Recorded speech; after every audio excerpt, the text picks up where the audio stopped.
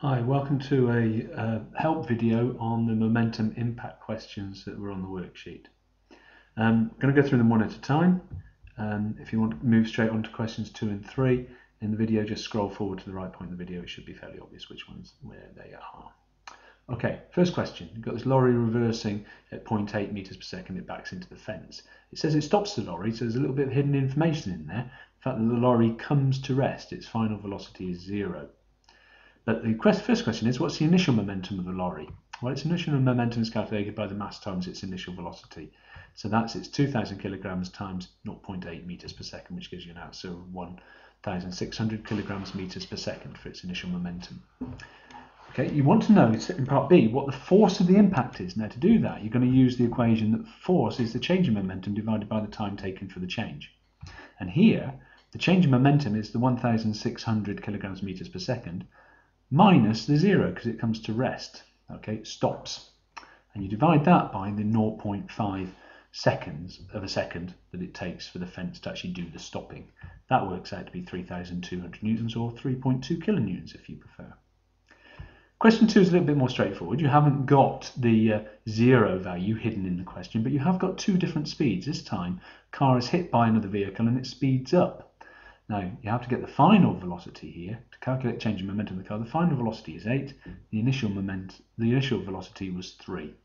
So, change in momentum will be mv minus mu. That's v being the final velocity and u being the initial velocity. That gives you an answer of 600 times 8 minus 600 times 3, which is 4,800 minus 1,800, which is 3,000 kilograms meters seconds to the minus 1. Okay, calculate the change in momentum. Again, you use the force is the change in momentum. Remember to divide by the time taken for the change. You've just calculated the change in momentum. It's 3,000. The time taken for the change is 0.4 of a second, and that gives you an answer of 7,500 newtons or 7.5 kilonewtons. Okay, moving on to question 3. Very similar, where you've got a change in speed, but you've got different numbers because you've got a very small mass moving at quite a high speed. Okay, so here though there is a trap in the question. The trap in the question is the fact that it rebounds at the same speed. Therefore, you might initially think that the change in momentum is 0, but of course it's going in the opposite direction, and we have to take account of that because really in this context it's velocity that matters, not its actual speed, and that of course has the direction that is important. So v and u are in opposite directions, and we have to show that by putting a minus value in. So we get the calculation of the mass times the velocity initially here, take away the initial velocity in the opposite direction, and this minus here shows that we've got an opposite direction. Now that obviously gives you a minus value, which is obviously added up to give you 4.2 times 10 to the minus 3 kilograms meters seconds to the minus 1. Very small momentum, but then it is just a single molecule.